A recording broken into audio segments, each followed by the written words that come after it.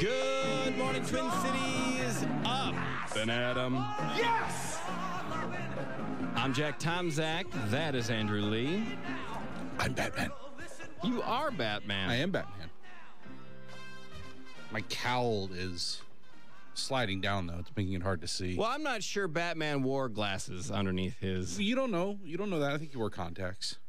He actually did. I looked into the history of Batman when I was a younger person, and as early as If you're going to fight crime, you want to make sure that you have a clear path of vision to you don't want to attack the wrong guy, Bumping into stuff. because he looks like the Joker. Yeah, Batman actually kept contact lenses on his utility belt. Exactly. I am not at all kidding.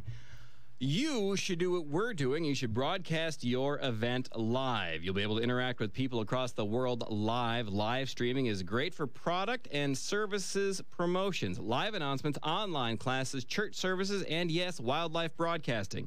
There are many benefits of using live streaming services to broadcast your event, and even more benefits for letting the experts at Central Media Services handle it for you. Setting up a live stream on your own requires a lot of technical skills. Now, you could do it yourself, sure. You could buy your own server and encoder, but you don't even know what those things are. And your camera has a flash cube. If you aren't too familiar with streaming technology, it's best to use the reliable streaming services provided by Central Media Services. Check them out at centralmediaservices.com. And today, centralmediaservices.com/up-and-adam. See a live video stream of the show. We'll tweet out and Facebook out the links. Yeah, the links are on the Up and Adam Show Twitter feed, mine, Andrew Lee, TCNT, the TC News Talk Twitter feed as well. So if you haven't already, go follow all of those, and you'll find the links. And you'll get to see a preview of what is one of the most anticipated superhero movies of the near future, Batman versus Superman. Who do you think looks better, Henry Cavill and Ben Affleck, or you and I? Of course, you and I. Yeah. I mean, it's not even. I know you're my boss, but I also consider you a friend. Aw. A super friend. We talked a lot the two times it's popped up in the news. The Minnesota State High School League changing the policy for transgender students. Now there's an effort in the state legislature to change that policy back. Joining us now from the Child Protection League is Michelle Lenz and also State Representative Tim Miller. Good morning to both of you. Good morning, guys. Good morning, gentlemen. So, bring our listeners and remind our listeners, bring them up to speed. What is the policy now, the new policy for transgender students that the MSHSL created? The MSHSL passed an appeals process which says if a member school denies the opportunity of a transgender student to play on, let's say, a biological boy to play on the team of the girls' team because he feels that he's a girl and he doesn't like that opinion, he can appeal to the Minnesota State High School League, and essentially then they will grant him the permission to do that. Or they'll hear the appeal at least. They'll hear the appeal. Right. What's wrong with that? What's wrong with that? Well, there's a number of things wrong with that. One is then first it goes against the prerogative of the school, and it opens the door now for all kinds of problems and potential problems to come up when that student competes against other schools that may not have that policy. And the accompanying issue, which relates to the privacy of children in using bathrooms and locker rooms and changing facilities. And this bill, Representative Tim Miller, what will this bill that you've got, you're authoring, what will that do? Well, thank you for having me here this morning. No problem. Come by any time. When there's no video cameras, we're dressed in normal clothes. Yeah. Mostly. Yeah. Yeah. Thankful that you're... No, never mind. I'll stand up. It's going to happen. So what my bill does is it basically addresses, I think, a problem that the Minnesota State High School League created, and I believe that the legislature has a responsibility to address. And it takes care of two fundamental areas.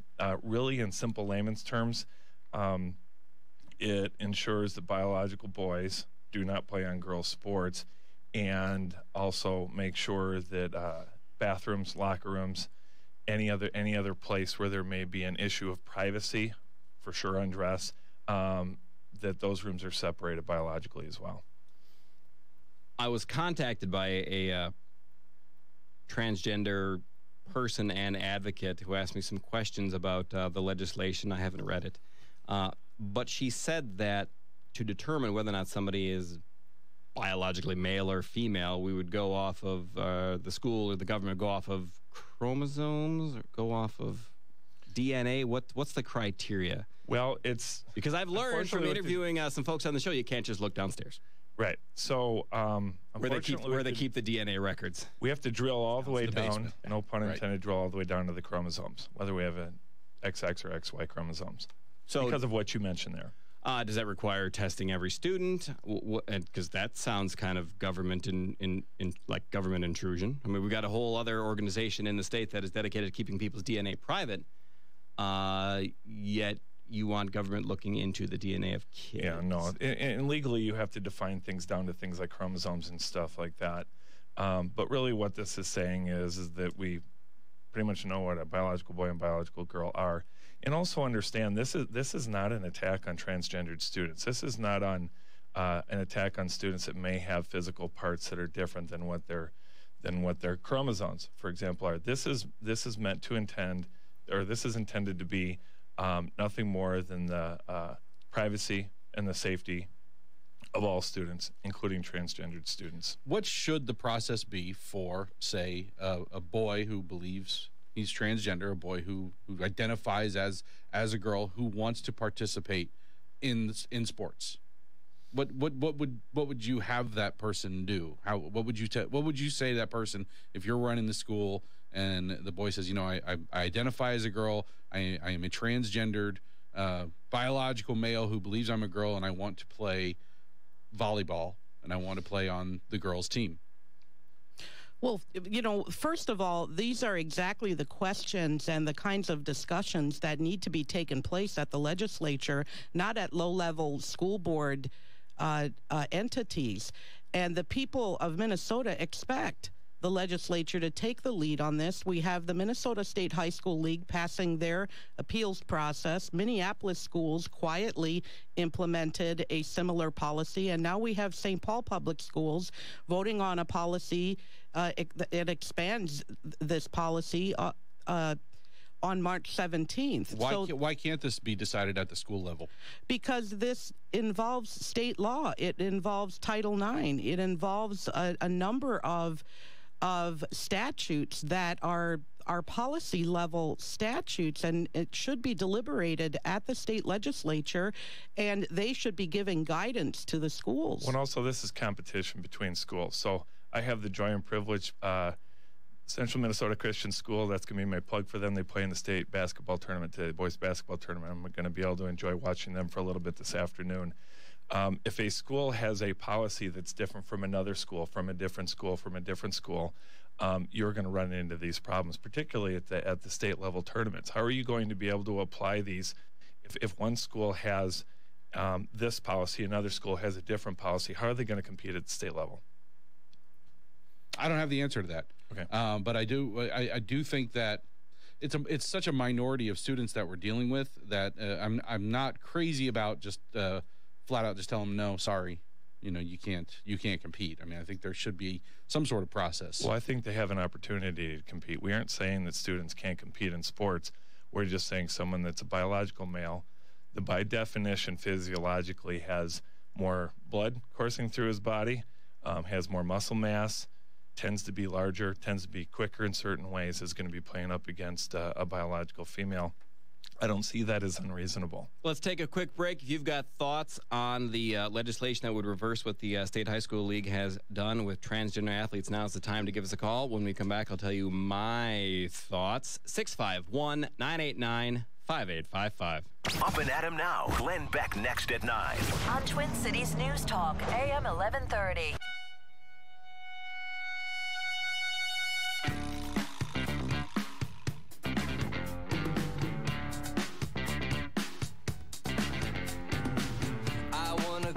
Welcome back to the show. I'm Jack Tomzak. That is Andrew Lee. Good morning. Check out the video stream at centralmediaservices.com/upandatom. Yes! We've also tweeted that out and put her on Facebook as well. Keep in mind, statistically speaking, flying is still the safest way to travel. Joining us now from the Child Protection League is Michelle Lenz and also Representative Tim Miller, Republican out of the House of Representatives. We're talking about their effort to roll back the MSHSL transgender student athlete policy. Now, looking at Twitter, somebody said here, let me find it real quick. We've gotten a few tweets from someone who is a teacher who asks, what's wrong with local school boards deciding this? You addressed that a little bit last segment. In terms of competition, he says school boards and administrators already do determine competition requirements. They already greatly differ. Eligibility requirements such as grades, attendance, and other factors drastically vary from one school to the next. So the argument that saying that competition can't happen in high school sports if criteria isn't set at the state level is incorrect. So he's already saying that there's great differences in what determines eligibility from school to school, so that this wouldn't really impact that. This is a fundamental difference. We need to look at this in a broader sense. One of the things to understand that what Minnesota State High School League did is they are not redefining. Pardon me, let me say that differently. They are redefining what gender is. Gender is pulled off of the table, okay? So in the broader sense, we talk about Title IX and how that gave girls the right to play in sports. This basically removes Title IX because you can have a student, it's their decision as to whether they're male or female. Not entirely, because yes, it is. they if I remember correctly, they require a doctor's opinion to be considered. Parents have to be considered. So it's not going to be an instance where some guy's going to be like, yeah, I want to go kick some butt on the girls' team and just show up for the girls' team. But there's going to have to be a consensus between doctors and parents. But two things about that. Number one, they have a right to change their mind. Mm-hmm. Okay. And number two, again, when Title IX was put in place, that was to basically identify that there is a right for girls to play sports with girls. This removes Title IX. Do you disagree? It's now everyone can play on every sport. In theory, sure, but I think the instances that it's going to happen are going to be so minimal that I don't know that it's really that big of a concern. I don't think you're going to see. I mean, we're talking about such a small percentage of people that my concern is that I'm not sure why the legislature feels the need to get involved in this. I really believe this is something that could be handled and dealt with in individual schools, in local school districts. Will there be maybe the occasional issue where one team feels that they're playing against unfair competition? Possibly, but that might not ever happen. So I feel like the legislature in this instance is getting involved in something that it really doesn't need to at all. Well, let me put that logic back on you then. If this is really never going to happen, then why did the Minnesota State High School League feel such a need to make such a strong statement and such a strong move with the actions that they did last year? I don't know. I can't speak for them. And the Minnesota State High School League is not local policy. That is an entity, a statewide entity, imposing their policy on local schools. So that's not local control. Michelle, it should be local control. Who's on the MSHSL? How does one get on the high school sports league? It's a board. Is that an elected position, appointed position? It's a board of about 21, 22, 23 different people from throughout the state. Is it elected? Four of them are appointed by the governor. The rest are elected from within the high school league structure. I don't know if they're. I think maybe the athletic directors, but all I want, whether it's this league or the Met Council, if you're making big decisions that are going to affect my life, I want some accountability, some way for if I disagree with you, I can run against you, I can organize a campaign against you, I can vote against you, something. What I don't like is unelected unaccountability. And there's really some basic things here. This is basic safety and privacy for children.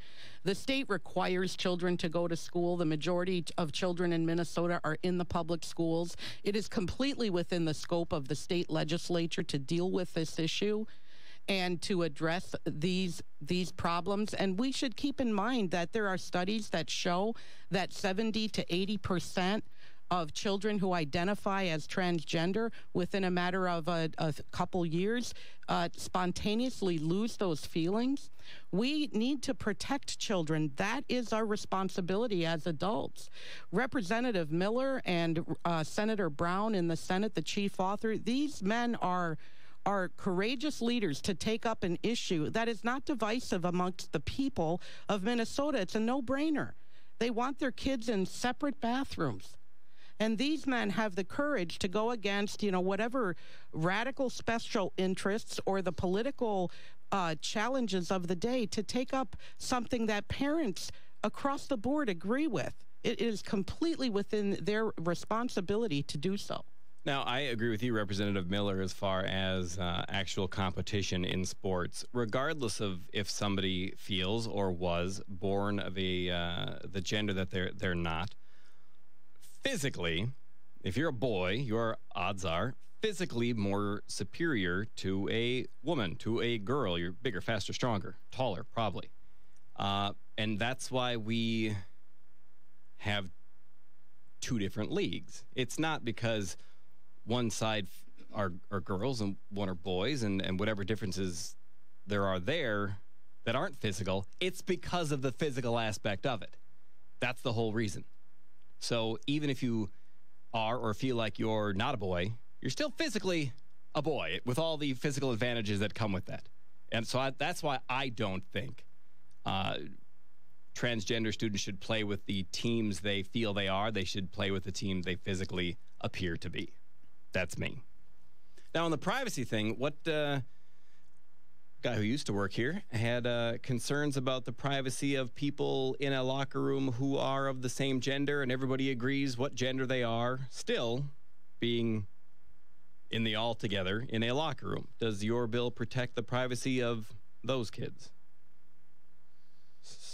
Andrew prefers to shower with other men, but other people don't. It's a great point, because the fact is young people already deal with self-consciousness. They deal with anxiety, and so to protect them as best we can, and to protect as many of them, this bill protects all children, including those who have a different sexual orientation or transgender students, and so it offers the broadest protection and privacy for children, and that's a fact that kids already deal with some self-consciousness. We shouldn't be making it worse. Our public schools are not the place for social experiments. You keep using the word protect, and it makes it sound like you think there's a threat. You think there's something dangerous about this? No, there's no threat. That's what it sounds like, though, when you talk about the kids have to be protected. And the question that keeps coming up in my head is, protected from what? Well, and what we're doing is we're crossing over the different issues. The safety has to do with playing on the court, for example. It's the physical privacy. What you're addressing now is physical privacy. The question that I have is, and this would be to anyone listening here, should we have boy and girl bathrooms? Because if you say, I don't think anybody's advocating for that. No, yes, you are. Because if you say yes, we should have boy and girl bathrooms, then you need to define what a boy and a girl is. If you say no, we shouldn't have boy and girl bathrooms, we should just have bathrooms, then you have an argument then going there. Because this is essentially what you're saying with this, is you are saying, because we put upon the student the decision of what their gender is, then it's upon the student to decide effectively in this context which bathroom they can use. And so if we as a school system decide that there should be boy and girl bathrooms, then we have to define. The trouble that I have with the Minnesota State High School League at its most fundamental base is we are abdicating the authority to make any definitions. We are saying, students, you decide what you want to do. That's not what public school is about. Education requires some order, some form. We require seniors in high school not to hang around with kindergartners, because there are issues that are involved with that. We cannot say students, you do what you feel is best for you, and go at it. There has to be order when we have some sort of organization like a school. I don't know that anybody's advocating for no boy or girl bathrooms and everybody being in there together. I keep coming They back are in California. Well, and I'm sure a talk show in California is probably talking about but that what issue. happens in California, it's only a matter of time before it comes. Right, we're heading towards a progression there. You know, I think that I keep coming back to I don't understand why there needs to be statewide policies on this. I don't understand why the legislature has to get involved. Do we have a feel statewide like policy on the bullying bill? I feel like this is an issue that could be dealt with on a case-by-case basis inside the individual schools. We begged last year to let schools set their own policies on bullying. The state said that, nope, we're going to have to set the terms at a statewide level with that because either. there's unity. I don't agree with that either. Well, so for bullying, you want it to be a school setting the policy, but for this, you want it to be the state setting the policy. I think what the point that I'm trying to make is that we set as law in the state of Minnesota last year that issues related to how students relate with others in the schools is at a state level, and the same people are arguing now against that when it comes to something like this. This is the reason why this is volatile is because we have the word transgender in it, and everyone gets all nervous because they're like, oh, now we're going there. And we aren't going there. I don't want to offend the 7 people. Right. We don't want to offend the people that are going to get most upset at us. And I'm not here to offend transgender people. That's not the role of this. I just think that the schools have a responsibility to have some order, to have some definition. And as it relates to what the Minnesota State High School League, I think that they overstep their bounds. And I think the legislature has a responsibility to properly react to that. As it is now, one last question before we go. If a student is transgender, the boy feels like he or she is a girl, where does that person change for gym class? I'm sorry, did you say as it stands now? Yeah, as it stands now, where does that person change clothes for gym class? Right. As it's, understand right now, for lack of a better way to say it, the law is sort of silent. I wouldn't actually say that's accurate just because we haven't had to deal with this before.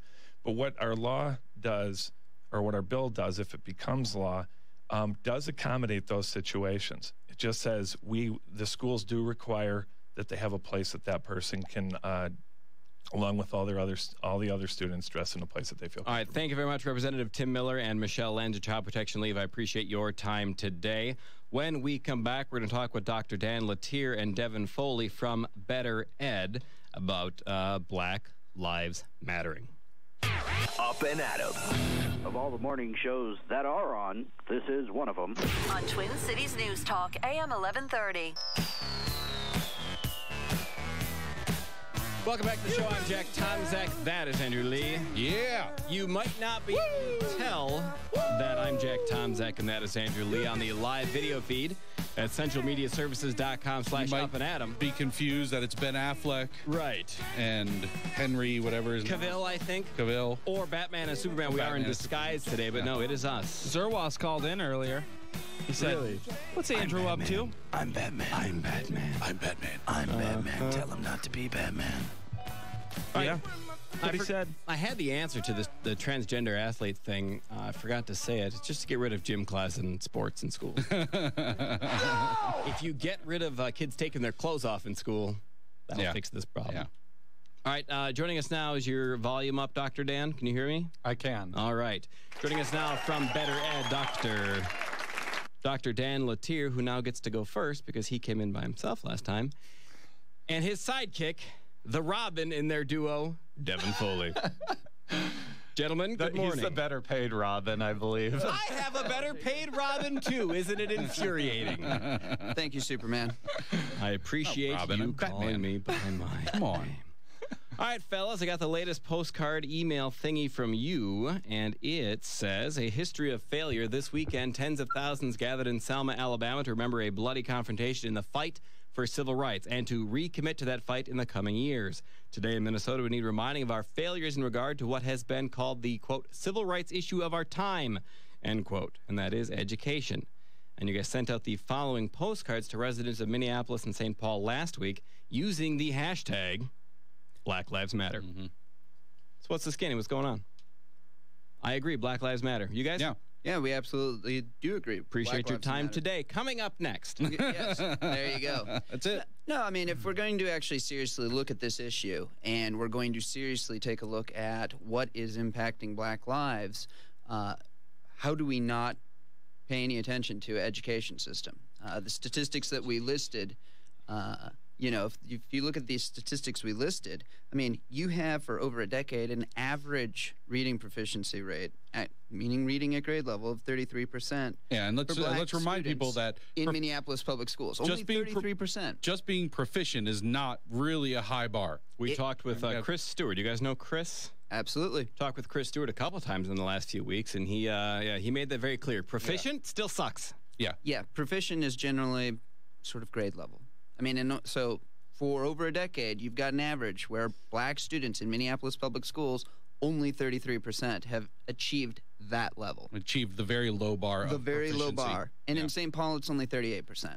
It's insane. So it's insane. So if we, what are they doing in these schools that they can't even get that done? This is an interesting thing. I mean, this brings us to the point that, look, if you have this long of failure, as we pointed out, if the system has truly failed this badly, perhaps it's time to say, maybe the system actually can't address the needs of Black students. And if that's the case, we need a new system. We need well-educated kids. Mm-hmm. These kids should be free. I'm with you. All Absolutely. Right. Well, okay. Well, we're good. All right. Well, commercials? Anything like that? Well, and I brought this up when there was the Black Lives Matter march over to St. Paul, the 4-hour march thing, and I even brought up how far away the Minneapolis School Board office was to where Black Lives Matter started their march. It's a far shorter walk to go to a far bigger problem and make yourself heard. Yes. Right. Well, and that brings up an interesting point. Yesterday on Twitter, I think some of the Minneapolis residents maybe got the postcard a little later and were really upset that they had to see these statistics. They were not upset about the statistics themselves. They were upset about the hashtag Black Lives Matter. And the Black Lives Matter Minneapolis group started a campaign yesterday to retweet about, for people to let them know that they were not connected with us, that they don't agree with our message, which they called Koch brothers message. Oh, come on. Oh, jeez. That'll solve the problem. And so if I could interrupt, we don't get Koch brother money. So, but if those folks know how to get some of that, right. Let us know. Without the strings attached. Yeah, without any strings attached. Well, I've said this before. We'll take Koch money too, and talking points. It makes show prep a lot easier. Other people do that for us, but that's not the case. Yeah, but the frustrating thing is, not one of the people, including Black Lives Minneapolis, mentioned the statistics at all. Right. Not one of them were outraged about how few Black students are reading at grade level. And the Minnesota Teacher of the Year last year, Tom Rodermacher, decided to join in this campaign against us. And someone even tried to bring him back to the statistics and said, oh, well, why do you have this big drop in 2008? He said, we can talk about that later. Right now, it's about co-opting a message. Yeah, I've looked into him a very little bit, and I'm not impressed. They're attacking you for pointing out, for using their hashtag, and that they don't own. Right. They don't. They pride themselves on being a leaderless grassroots movement that anybody can participate in. But these guys. But well, apparently not. Apparently that's not true. As long if you're not hitting the message they want, you're not allowed to use that hashtag. Apparently, and I don't understand. They don't own that hashtag. Right. They're attacking one system, with the related to the cops and all that. But at the same time, there's a clear injustice being done in the education system. But that system's fine. Leave that alone. And what frustrates me is that a lot of the issues that they are concerned about would be resolved if we had a better education system. If our schools were putting out, were graduating students who were more prepared to work in the real world, had better reading, had better math skills, had better skills all around, a lot of these issues would solve themselves. Well, and that's a point that we've made repeatedly, even in our postcards. There is a correlation and a very strong link between low education and things like crime rates, things like poverty, poverty, out of income inequality. Yeah, all of these things. I mean, look, we were told, and then this goes way back into our history, public education is the way out of poverty.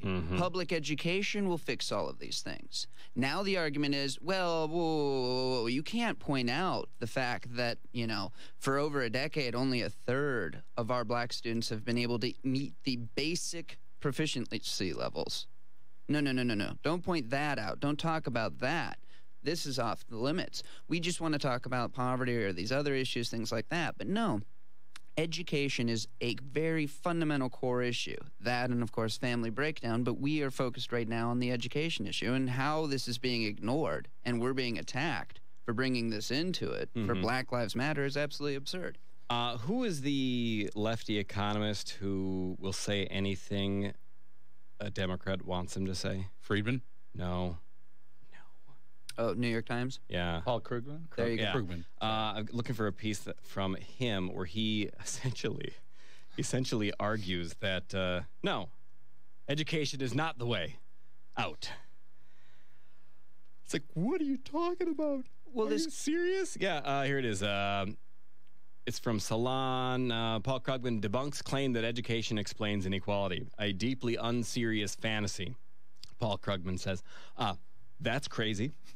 That's absolutely insane. If you get a good education and you become a doctor, you're going to make a ton of money. Or if you become someone who writes for the New York Times. Right. If you can put yourself in a position where you'll say things for money, but you have to go to college to get in that position. So if you want to be a liberal shill, you still need a good education. Right. And if the reality is that education isn't a way out of poverty or any of these things, why do we have a public education system? What's the point? Why is 40% of the state budget going to education? Why is $21,000 being spent per student in Minneapolis? An almost $800 million budget. Why fix the education gap? Why do anything? Why do anything? Why do we even care Why about... spend money on books? Just bring them in there, have them sit for 8 hours. No. If education doesn't matter, so be it. But no, education does matter, and everybody here knows that. Let's take Walter in Minneapolis. Good morning, Walter. Good morning, gentlemen. I just tuned in. Let me turn my radio down. Thank you. This is a sensitive conversation, but we got to get back to the foundation. Black Lives Matter. Then it's black. And first of all, I'm a black man. Okay. I'm born and raised in Harlem in the city, so I know a bit about challenging environments. Living in Minnesota 20 years, Minnesota has a great system. What it is that you have individuals moving from other states that have other cultural values where education may not be an issue, may not be priority emphasized. Okay. So you got a place like people coming from Chicago. We already know the culture that's coming out of Chicago. So what we're suffering from, gentlemen, is the black community got to take their own garbage out.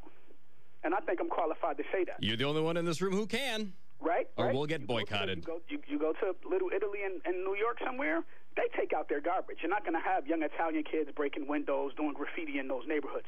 No other community has this. So Minnesota has a great academic environment or machine, if you will, and it's up to the black community to, use those resources. For years, since from the 50s, blacks always had academic excellence and always strove for better education. And it's here. The resources are here. Yeah. The black community has to put more emphasis on that. We have to clean our own garbage, and we definitely have to understand this hip-hop culture that's really destroying our children. So it's our fault.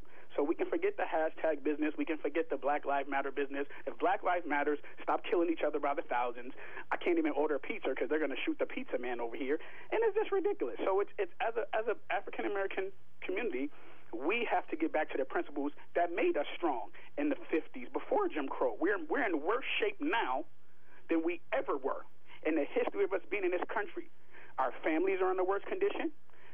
As individuals, we may have prospered, but as a group, we are in the worst situation we've ever been in the past 200 years. We were better off in the 50s, academically, economically, as far as organized communities. And I'm gonna leave with that, gentlemen, and I'll take my response off the air. Thank Walter, thank you very much, and email me at jack@twincitiesnewstalk.com, and we'll get you in studio because that's all good stuff. And It's got more credibility on it than I'm going to. Yeah, I mean, Minnesota prides itself on its schools. I mean, that's one thing that I heard before I moved here, and I've heard it ever since I've lived here, is they pride themselves on having an excellent school system. So I don't understand why we can't address the Minneapolis public schools and St. Paul public schools that are routinely failing year after year after year, and we can't have any substantive conversation about what we can do to fix these school districts. And when an idea gets floated, like let's break it up, like the Minneapolis school district, let's break it up into 6 smaller districts, that gets mocked and scoffed and laughed at, and I don't understand why. All right, when we return, more with the guys from Better Ed. KW, hang on the line and tune into the video feed. It's going to get a lot more interesting. CentralMediaServices.com/UpAndAdam. Up and Adam. My friends told me to listen. I'm not sure why. On Twin Cities News Talk, AM 1130.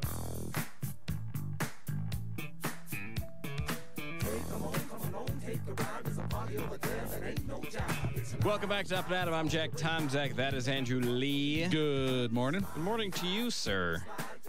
I have a live video feed brought to us by CentralMediaServices.com. Go to smells so much better in here all of a sudden. Yeah, it got a lot prettier. Right.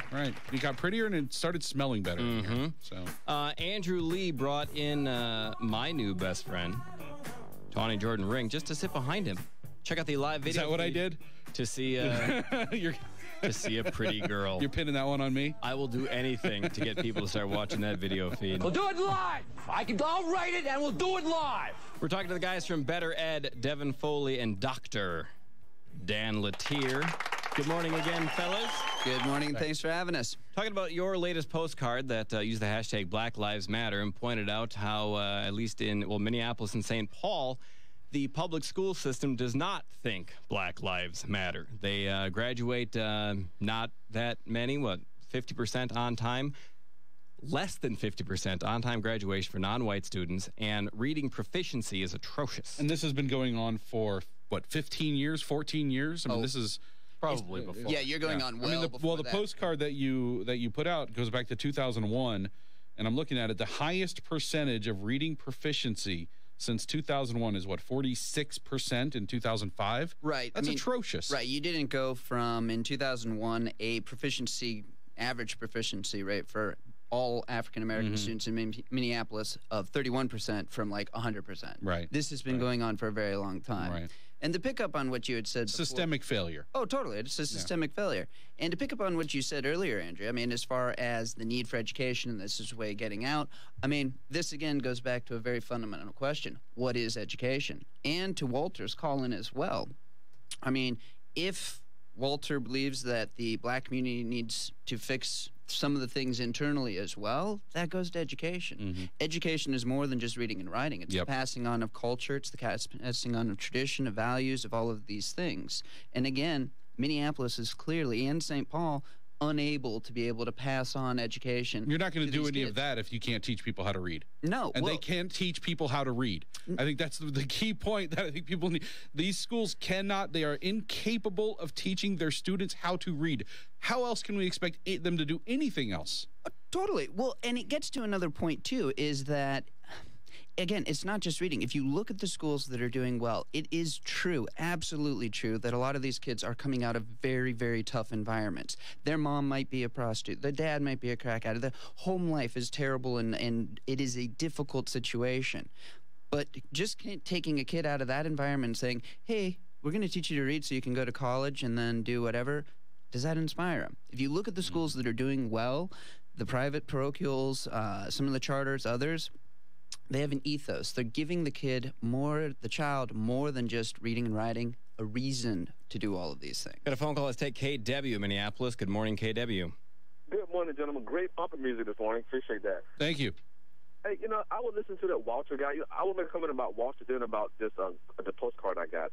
This Walter, man, he must have been a time capsule because I was born in 1961, and I have seen the improvement of American society. And I know black folks have more opportunity now than at any point, at any time in history. So Walter must be smoking crack or been on a time capsule. Or just has a different perspective than you.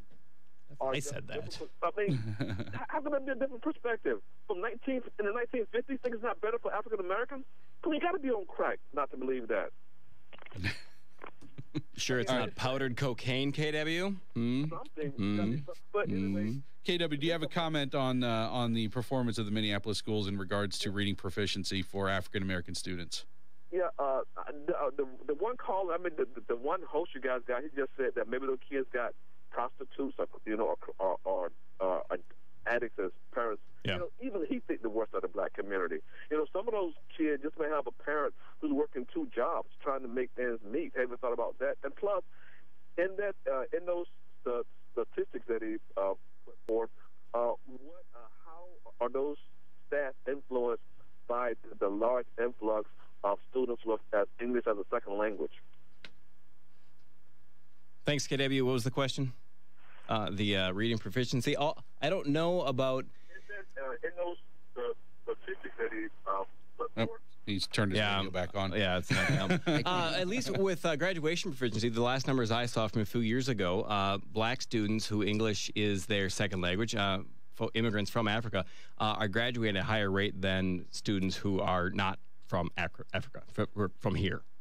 Yes, so there's that's oftentimes what you see, actually. And he was critical of you guys for saying that people may have bad home lives. I mean, that's, one, true. And also, that's the narrative from the left. That's... And what Devin's saying is the narrative that we hear from some of these private schools who are trying to improve these kids' educational experience, too. So, yeah, Devin was referencing specific things from these school leaders. Well, that and to KW's point, KW, look, I was raised by a single mom. I know that life. She was working lots of jobs. She cleaned houses, all the way through college. It's a really tough life. And there are a lot of distractions that come along. Anybody listening knows. You get a parent who's sick, your child gets sick, you get financial trouble. That's going to be a distraction. It's going to be a weight on your life. And it does impact kids as well. That said, again, you need a flexible system. You need something where maybe even the child may be at the very best high school or elementary school in the state, but if it's not meeting the needs of that child, we need to be able to give them the option to be able to find a better school. How did you pull yourself out of poverty, Devin? I think there's a little bit of hard work and education.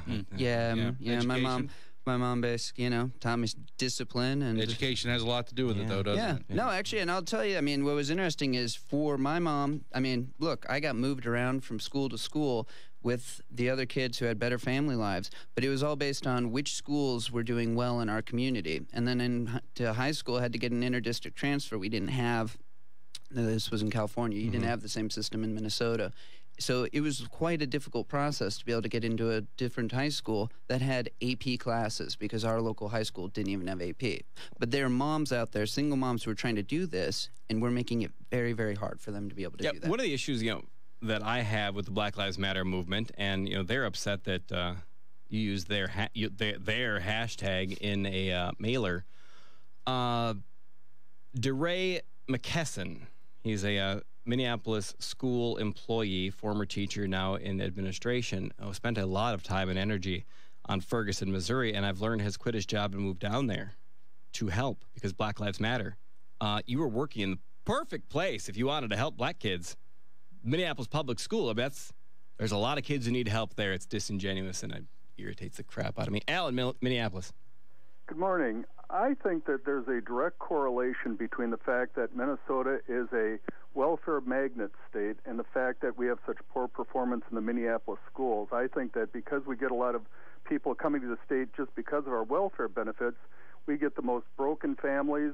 I think it was Walter that made an excellent point in regard to the fact that the black families need to basically pick themselves up by the bootstraps, but the families that are coming in have the least ability to pick themselves up by the bootstraps and are just broken and dysfunctional families coming here for more money. Thanks, Al. Eric and Savage. That may be true, but it still doesn't address the fact that our schools are failing the kids that is supposed to be educating. Eric, what's on your mind? Well, bring up education, and I thoroughly feel that private education wants to educate people, where public education is no longer education. It's about making everyone feel the same, be the same, and accept everyone and everything for what it is. I feel your guest there, is his name Warren?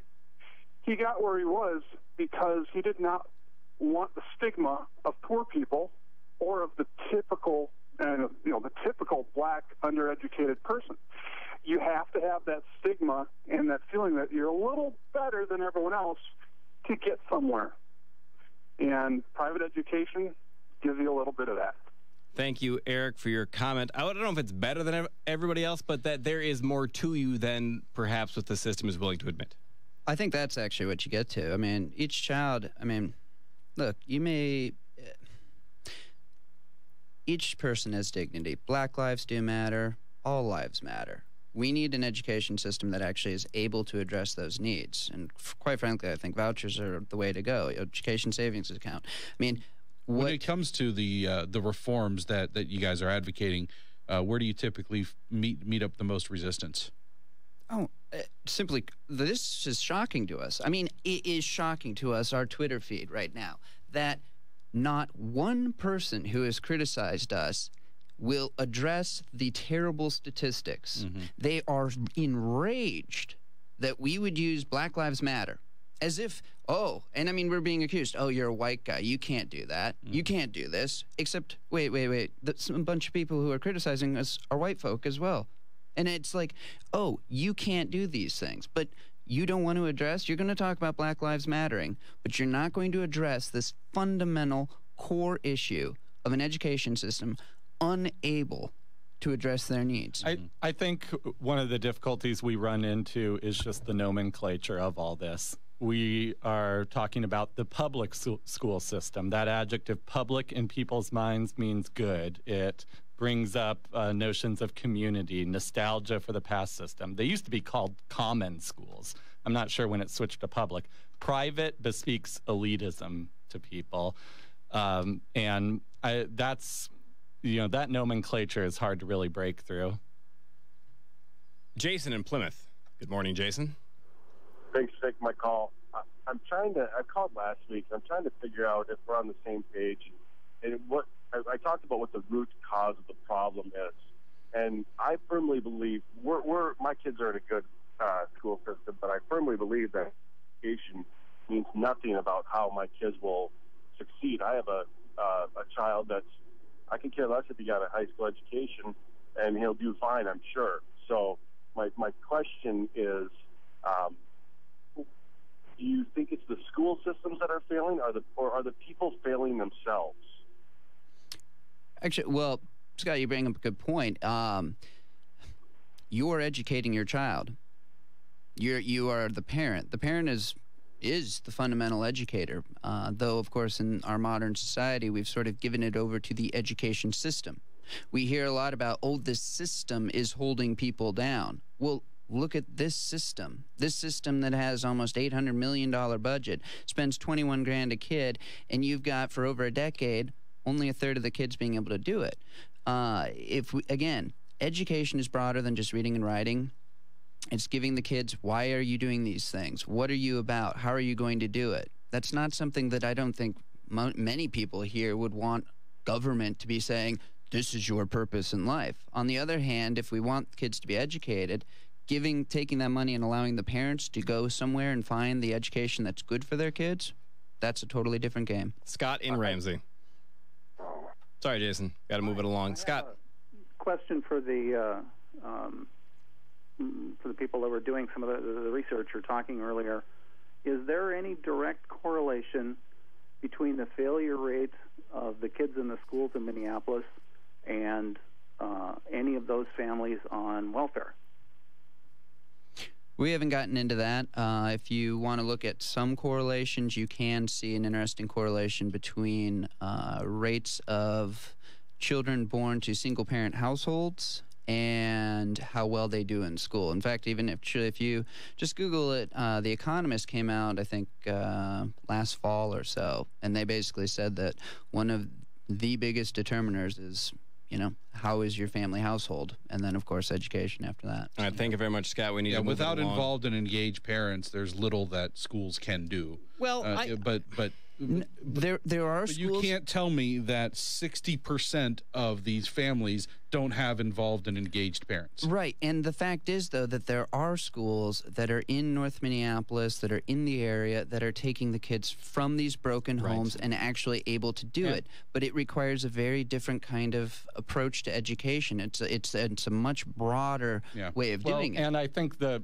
school system, the public school system says, give us money so that we can help these kids who are in poverty and provide them with an education. But they don't approach it from. They never innovate in their approach, and they never take examples of where it does work and try to apply those to the public schools.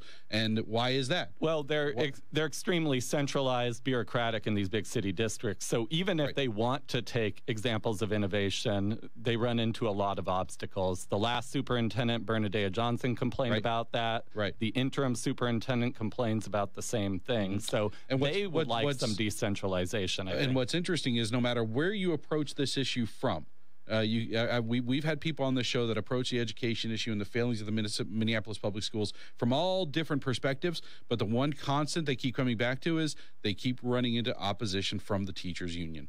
All right, gentlemen, that's all the time we have for you today. Devin Foley and Dr. Dan Latier from Better Ed. I encourage folks to go to better-ed.org to learn more about what these guys have to say. Thank you, Thanks, fellas. gentlemen. When we return, we're going to talk to Jay Nygaard. He's the fellow out in Orono who's got a wind turbine his neighbors would rather he didn't have, and what he's willing to do to keep it. The Obama years have been nothing short of